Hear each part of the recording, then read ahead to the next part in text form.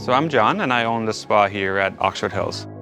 This is a Nordic spa. We're located at the Oxford Hills golf course. The golf course does restaurant, fine dining, golf and weddings. And then we added the spa just about a year ago. We have 3 pools, cold plunge, a warm pool, and then a hot tub.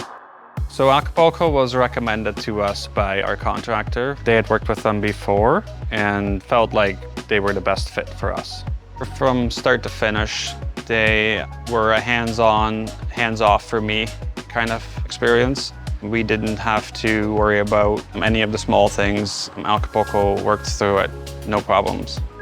We weren't expecting the outcome that we have. Things have been great. People love the experience. Of course, there's always things that can go differently than you expected, but Acapulco always found a way to make it work and make it happen.